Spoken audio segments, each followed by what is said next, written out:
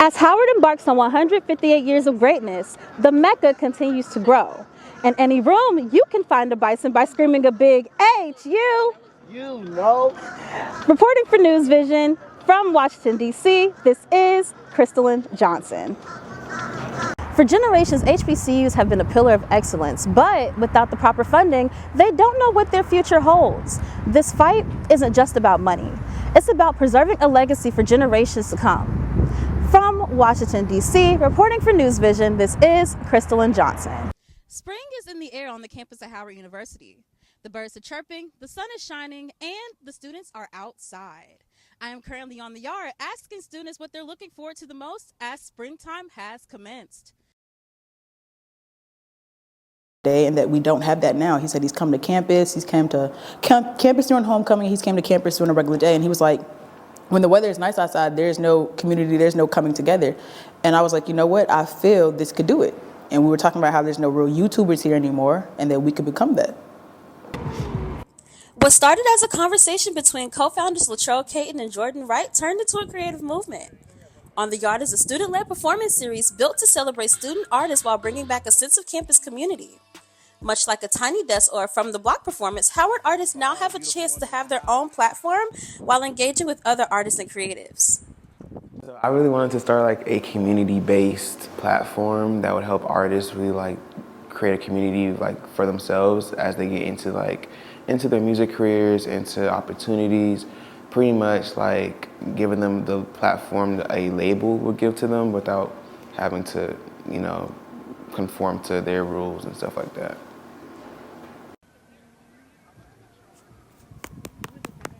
Is this thing on? Platforms like On the Yard don't just showcase talent, they build community.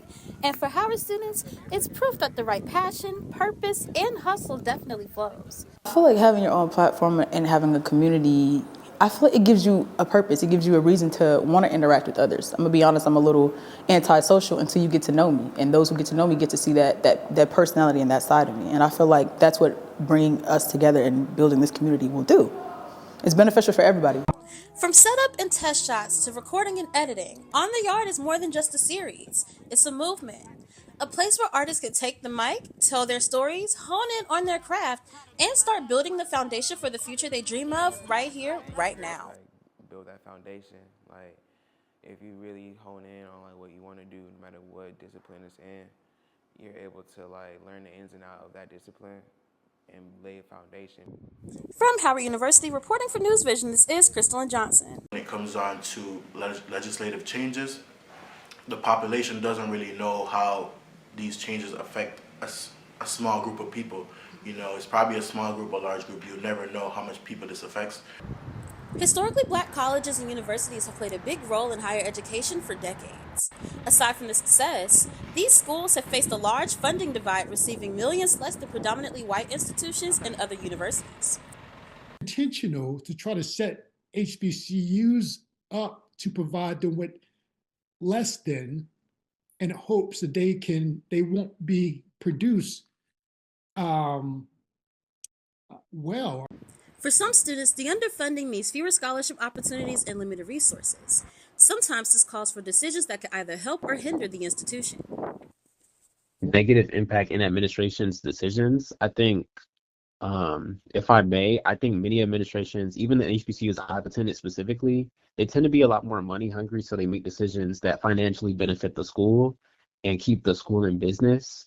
For generations, HBCUs have been a pillar of excellence, but without the proper funding, they don't know what their future holds. This fight isn't just about money. It's about preserving a legacy for generations to come. From Washington, D.C., reporting for News Vision, this is Crystalyn Johnson. Some policies are a little frightening, especially with our current president. It turns to be a little frightening because you don't know if you're going to be kicked out of the country any minute. Schools are often seen as a place of learning and safety, but for many international students, fear now follows them into the classroom. Changes to immigration policies have raised concerns that schools may no longer be the safe spaces they once were. President Donald Trump began allowing immigration arrests and further lifted a long-standing policy that restricted immigration enforcement in schools. Kate Stewart, the Montgomery County Council president, has been working closely with Montgomery County Public Schools to ensure that they are communicating with parents and teachers effectively. Right now, we're making sure everybody has accurate information and that we're communicating. Those of you that were able to make it. American Civil Liberties Union Policy Advocacy Director Scarlett Aldebott spoke to administration's role in informing students and families. We want to make sure that administrators know that they have a really important role in sharing with families what families' rights are and in creating an environment where education can continue to take place for our students. With policies changing, students and families are wondering what the future holds. For now, community leaders are doing what they can to shield schools from law enforcement action and ensure a quality education. From Washington, D.C., reporting for News Vision, this is Crystalyn Johnson.